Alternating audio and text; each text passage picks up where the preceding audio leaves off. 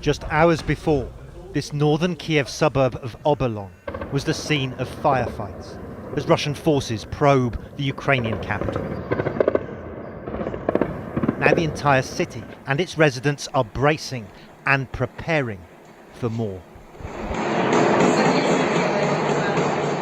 What's up, everybody? Major Retired Richard Ojeda here, and it's awful to see a video like this in the 21st century. And as dire as it is, it's important for all of us to see wannabe imperialist dictators and autocrats like Putin that need to take this message to heart, most of all because it's a message that has long played out throughout the history of human civilization. You cannot dominate the essence of humanity, and if you fight against it, you will lose every time in the end. These are Ukraine's civilian defenders, local residents taking up arms and ready to fight.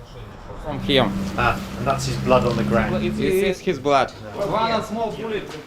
My people was here and covered by this. And deadly contact between these volunteers and Russian forces. Oh yeah. It's not hard to understand the evils of war. Yes, there are still many people who obscure this message, and most often because they have short-term personal gains to seek. Putin wants to expand his empire, put more people under his thumb, to exploit the resources of the land, and there are a lot of shady actors complicit in this because they're getting paydays off of it. They try to justify this horror by manipulating reality to their own twisted worldview, making it easier for them to sleep at night despite the crimes they've inflicted across the globe. So war persists on the selfish, corrupt actions of evil leadership. But evil leadership has a recurring pattern and inevitable failure, and it comes down to the simple fact. A country is its people, and you can persecute a population and downtrod them, but you can never defeat their humanity.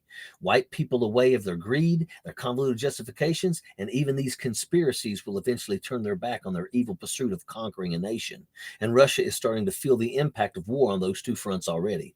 They're feeling the indomitable resistance of Ukrainian people, a people that have had a taste of freedom and a taste of justice, and now don't want to revert to dominion under an autocracy.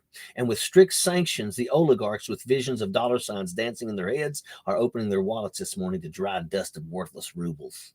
The hardships this puts people through is a crying shame to witness. Why Ukrainian people should have to endure a defense of the most basic of human rights, a right to exist, a right to a say in their own lives. A measure of basic freedom is a crime. And it's a crime that evil empires that inflict those horrors upon the world like Russia can rise to power. But we see the nucleus in this in our own country and in places across the globe. That people would be willing to hand absolute power over to a party that aligns with their own ideology is a selfish measure that incubates dictators.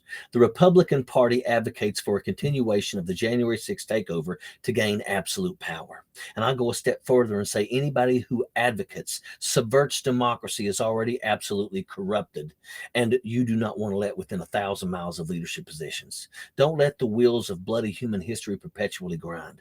We have the power, so long as a free democracy exists, to curtail evil pursuits by rejecting leaders who run on a platform of absolute authority, division, and subverting democracy. Evil acts never net positive gains, and we need American leadership, not the selfish pursuits of a singular party. Sappers clear the way, airborne all the way.